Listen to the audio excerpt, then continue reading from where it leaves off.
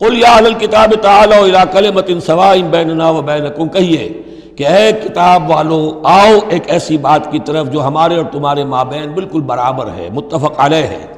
وہ کیا ہے؟ اللہ نعبد الا اللہ، اللہ کے سوا کسی کی بندگی نہ کریں، ولا نشرک بہ شیئا، اس کے ساتھ کسی چیز کو شریک نہ ٹھہرائیں،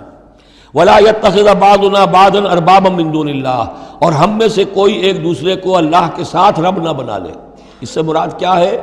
جیسے کہ پوپ کو انہوں نے رب بنا لیا، کہ پوپ کو اختیار ہے جس چیز کو چاہے حلال قرار دے دے، جس چیز کو چاہے حرام قرار دیتے، یہ گویا کہ ان کو اس کو پوپ کو بھی رب مان لینا ہے۔ چنانچہ یہ واقعہ ہے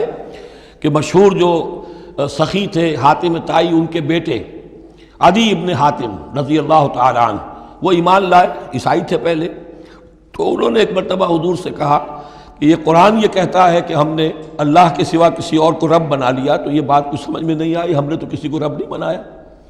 تو حضور نے فرمایا کیا یہ صحیح نہیں ہے کہ تمہارے جو پادری کہہ دیں، جو پوپ کہہ دیں کہ یہ حق ہے، یہ صحیح ہے، یہ جائز ہے، اس کو تم جائز مان لیتے ہو، جس کو وہ کہہ دیں حرام ہے حرام مان لیتے ہو کہ جی ایسا تو ہے۔ تو یہ حق جو ہے یہ صرف اللہ کا ہے، اور جو اس حق کو اختیار کرتا ہے وہ گویا رب ہونے کا دعویٰ کرتا ہے۔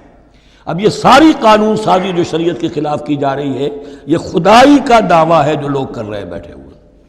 اور ان ہاؤسز میں پہنچنے کے لیے جو بےتاب ہوتے ہیں اور جس کے لیے کروڑوں روپیہ خرچ کرتے ہیں، جہاں جا کر یا تو پہلے طے ہو جائے یہاں کوئی قانون سازی کتاب و سنت کے منافی نہیں ہو سکتی، پھر جائیے،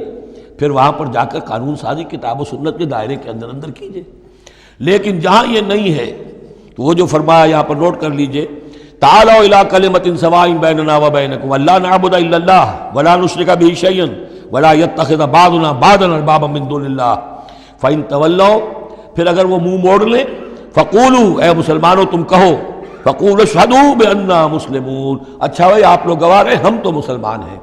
ہم نے تو اللہ کی اطاعت قبول کر لی، ہم ان تینوں باتوں پر قائم رہیں گے، آپ کو اگر پسند نہیں ہے تو آپ کی مرضی۔